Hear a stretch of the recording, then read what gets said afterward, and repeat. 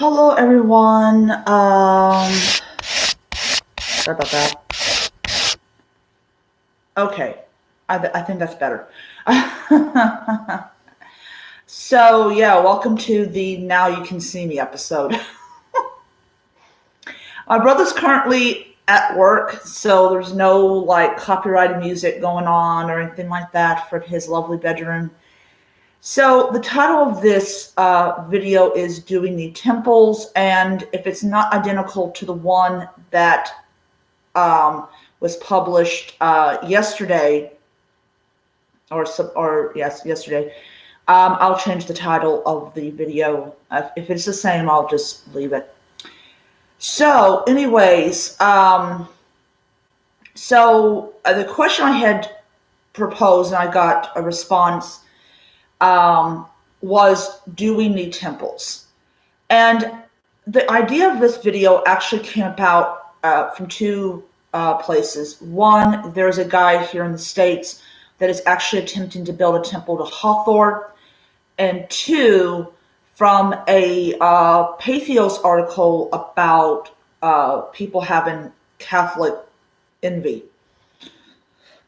So I kind of wanted to address that because I think it's really important to address this particular topic, because it's not just it's not just something I think Hellenists have envisioned, but you have Cometics that have envisioned a temple, and you have had Wiccans that have envisioned temples and all that type of stuff. And there are people that have actually built temples or sanctuaries. I know there's one to Sekhmet out in the desert. Of course, I think there's other deities as well. Um, and and so it's an idea that's been floating around for a while, and so I thought it'd be a great topic for a video from the Agora, and so I hope you guys will enjoy it. So let's talk about ancient times and why temples were so important in ancient times, and why they're important. They're important to a certain point in modern times, but overall they're not really important in the grand scheme of things. All right, so the ruins that you see today in Egypt, in Greece, in Rome, in I would say Africa, if there is ruins in Africa, in Mexico, in different parts of Latin America. The ruins that you see of temples at one time were fully functioning religious buildings. In Athens, the temple of Athena, from what I read and what I've heard, is she served two parts. She was the building that housed the statue of the goddess Athena Parthenos, and she was also the treasury that that held the wealth of Athens. If I'm wrong, please let me know. Is it one place? You got pardon. I am awake. I'm awake, people, but my brain's not operating right now. Was it Delphi? Delphi. They had a building that was just for the housing of the money of that city. It might have been the Greek world. I don't know, but I do know that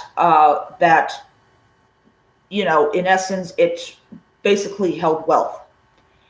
So the temples in ancient times. Let's focus on several things.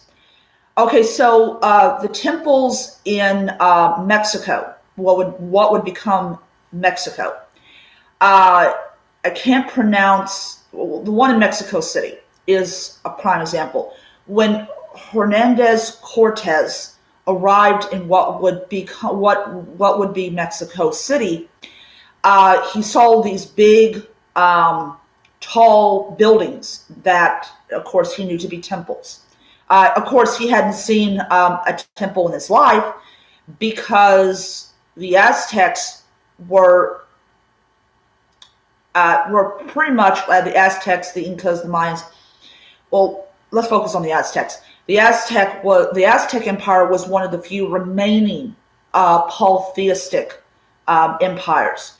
The reason that the Aztecs were one of the few remaining is because either I think one group vanished, and yeah, so there was like two groups, but the Aztecs, along with I think the Incas, were the only two surviving major polytheistic empires. I wouldn't say the Native Americans were an empire; they were a confederacy of different groups.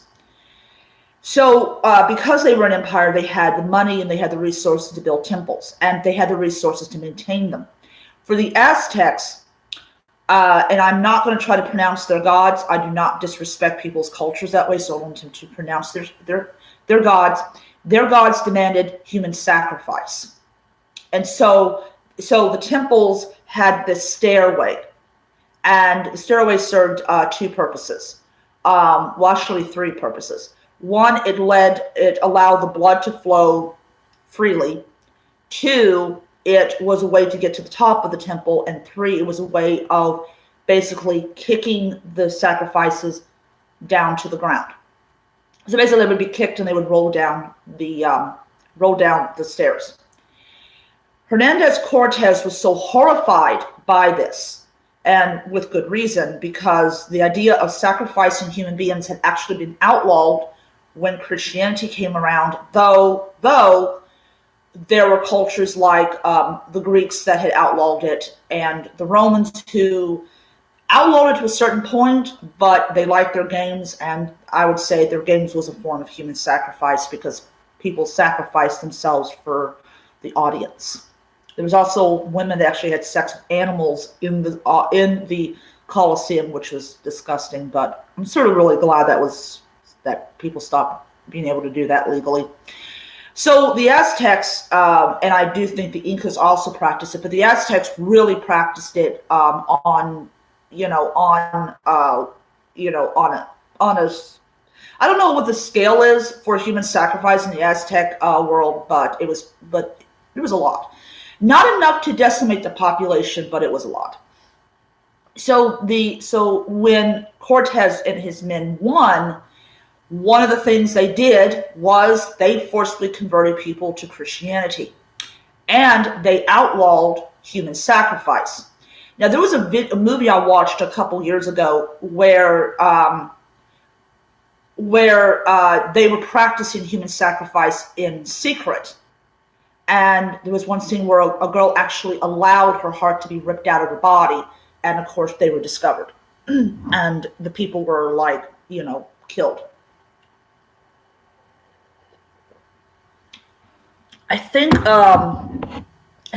was it that one guy that he was on Lethal Weapon. I don't know if he was the director, but somebody said he was connected to the project. But anyways, but the temples, even in the Aztec world, the temples served the same purpose. It was a place to go to venerate and honor the gods, and to, of course, sacrifice. And just like with other ones, all the sacrifices were done not totally in the temple, but sort of outside the temple, because you had to roll the bodies down. So because the Spanish defeated the Aztecs and the Incas and outlawed human sacrifice, that was the end of the last of the truly large polytheistic empires. So going across the ocean to Europe, you have the Greeks, you have the Romans, you have the Norse, you have the Celts, you have you have those four groups. Those four groups prior to the introduction to Christianity were the four large polytheistic empires. Most everybody in those worlds were polytheistic. There is some rumor that Zeus was declared to be the only god worthy of worship. That was actually in a video called Clash of the Gods, which was pretty interesting. So, anyways, so the temple in ancient times in Greece, the temple was just the house for that particular deity. Outside of the temple was the altar, and the altar being outside, the altar being outside, it did not allow pollution of the temple inside. So basically, you would have the doors open. If you're talking about the temple of Athena, you would have the doors open, and the statue of Athena could see the altar, and therefore she could receive the offerings that were placed on the altar. And she could absorb the essence of the offering, and then of course it would be cooked, and people would eat it, especially in large festivals. The Temple of Zeus was a little bit different, and this comes from Timothy J. Alexander's forum. It was actually a guy, I don't remember if he was here in the United States or over there in Europe. The Temple of Zeus was different. The altar actually was the ashes of animals that had been sacrificed, and it built up. I'm pretty sure there was a table under there somewhere, but it was built up. And I think that one of the things that happened when Christianity came along was the ashes were actually swept out, and of course the temple was abandoned. Now, in the book I'm reading, the author says that the temple Demeter and Eleusis, devotees could actually go inside the temple. So it was very different than the other temples where you had to be outside. It was strictly for the housing of the cult statue. Apparently, according to the author, you could actually go inside the temple of Demeter in Eleusis if you were a member of the Mysteries, or you were if you were a priestess or something like that. There was actually a sorry about that. I hear my phlegm. I was reading an article a couple years back where they discovered a temple to Demeter at the Olympic Games, and that it was like Demeter I can't pronounce it, but her priestesses were actually allowed to watch the Olympics, which must have been an amazing thing to be able to do. So these temples were fully functioning. I think the temples in Rome were different. I think they had sacrifices inside the building. I'm not exactly sure. But then of course you look at the Norse culture, and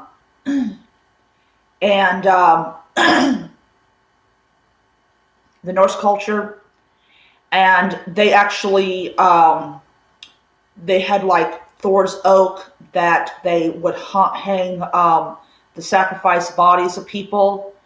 I don't know if they sacrificed inside the temples or outside the temples. I don't know. There's a lot about Norse religion that we really don't know a lot about in that particular area.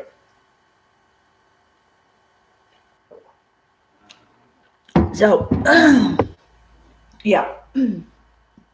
So we definitely know a lot about the Romans. We definitely know a lot about the, I forgot the Egyptians, sorry. We know a lot about where altars were at in the Greek world. We definitely know. know a great deal about about altars in the Roman world. We definitely know a lot about altars in the Egyptian world.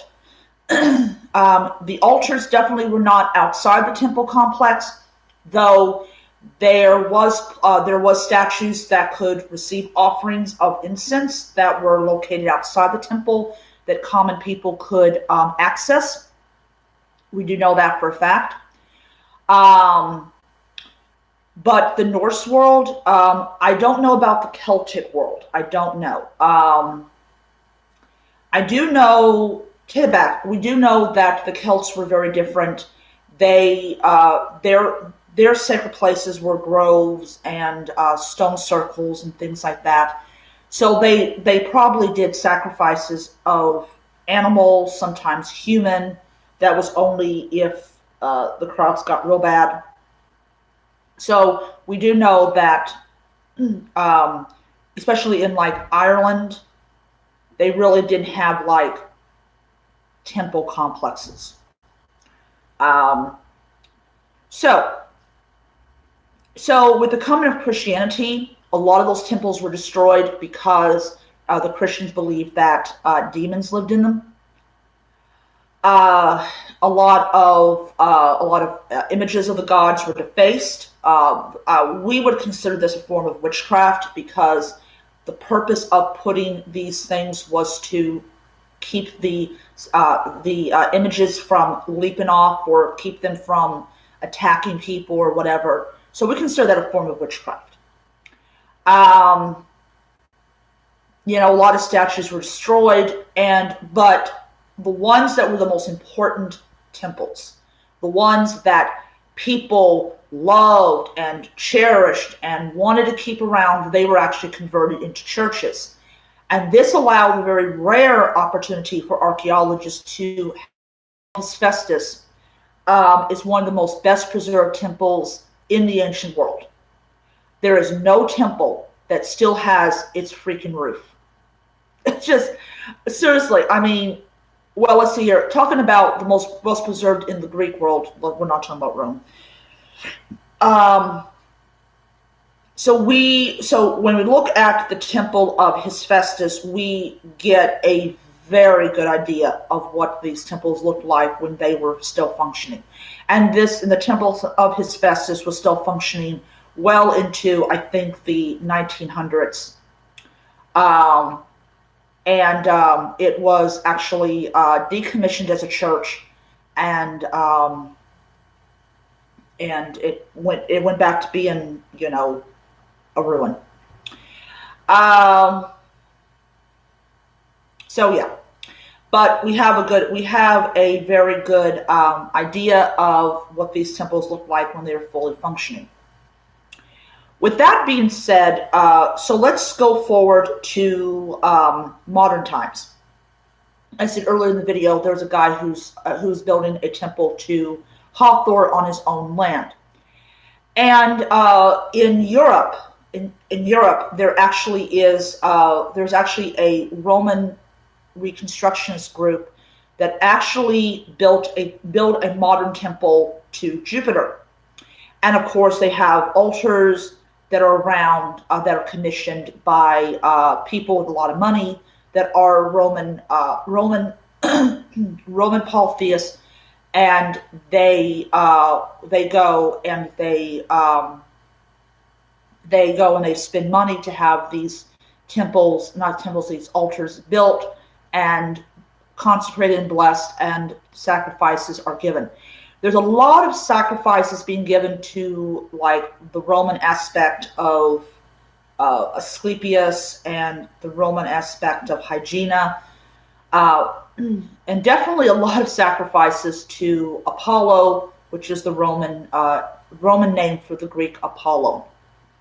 So that's a huge example. Those are the two big examples of modern day temples. The temple over there in Europe, and I think it's here in the United States that gentleman is building the temple to Hathor. So, do we need temples?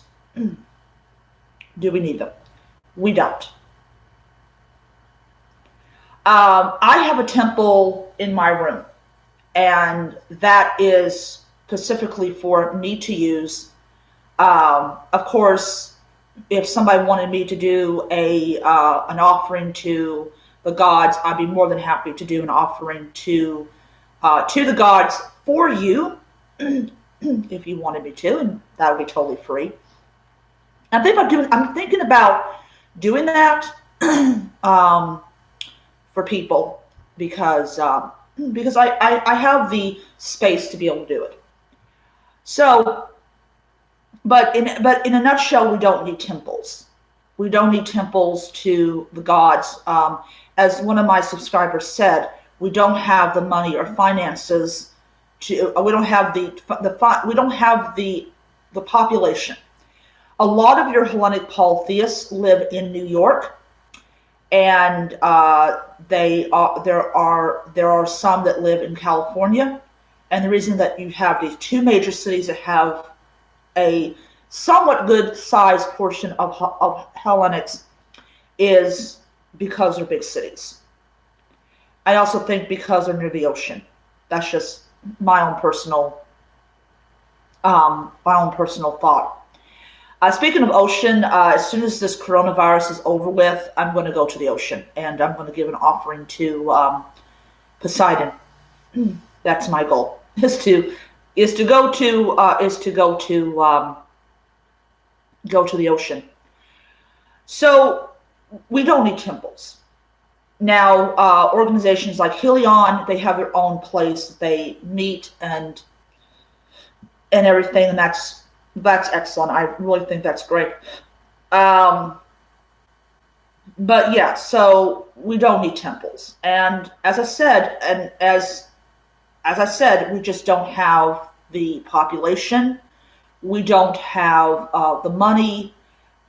Space is not a problem. I mean, if I owned my own place and I wanted to have a temple to the gods, I could just go online, order a freaking she shed, and turn that, yes, they are a real thing, and turn that into a temple, and I could do what they do over in Europe. I could have like these little mini altars, and I could offer offerings to the gods if people wanted. And I'm really seriously thinking about doing that. Because I haven't told my brother about this idea of giving doing prayers to the Greek gods, and having people send me prayers and stuff like that, to put on like cards and stuff. I've actually participated twice with the temple over there, where I was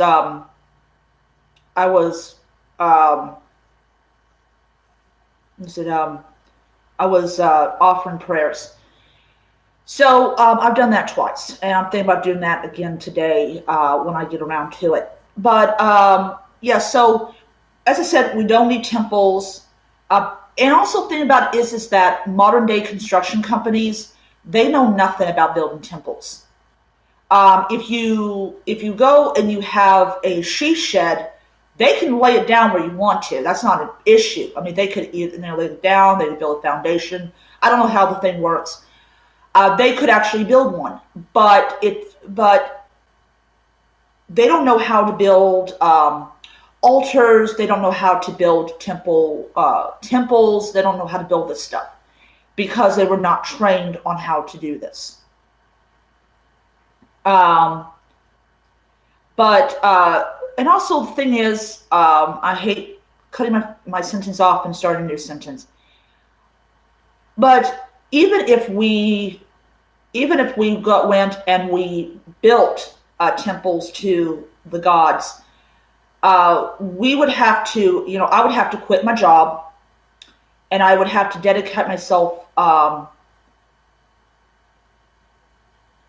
Seriously? Oh my Lord, oh dear Lord, give me a freaking break. Doctors and nurses face layoffs. You're going to lay off doctors and nurses because, I don't know. I get these notices that like a Facebook page has done that, and which is going to make it even worse. But yeah, so yeah, so this is the thing is, as I said, we don't need temples. As I said, I would have to quit my job, and I would have to dedicate myself fully to, to the temple and everything. And we don't really have enough Hellenic polytheists in America. I mean, there definitely is a lot more heathens, which is why they can have the big halls and they can have the big gatherings and all that type of stuff. We can't have that stuff because it's going to be very hard for me to send out an invite, especially after Corona, an invite to Hellenists and say, hey, I'm going to be in Nevada or I'm going to be in Texas. Hey, can you come over? The only time really you have a large group of like non-Christians is either a Reason rally, which is not going to happen this year, or Pagan Pride. And I think that's the only way that you're ever going to get a bunch of pagans together. So, yeah. So, anyways, I'm going to stop it here. Hope you guys enjoyed the video and everything. And to the one person who is watching, hi. I really appreciate you guys at least watching my video. I appreciate it. Let's see what else. Oh, yes. Yes, definitely. Yes. I got some plans in the future that I want to do. One of them is to found my own Hellenic group for the purpose of of doing like online requests for prayers. Now, I don't believe I have to be a organization to be able to start doing that. But I would like to at least be an organization and start doing that. But if I start doing that before I become an organization, I just decide to start doing it. But I want to do that. I got a whole bunch of plans that I want to start doing in the near future. Definitely after this coronavirus is over with. But it'll give me plenty of time to map things out and figure out what I'm going to do. But I want to dedicate myself as much as I possibly can. I still have to go to work, but dedicate myself as much as I can to my Hellenic practice and to become one of those groups that that you see at Pagan Pride and all that type of stuff. So, so I'm going to see you guys around. I hope you guys enjoy the video. And until then, be blessed.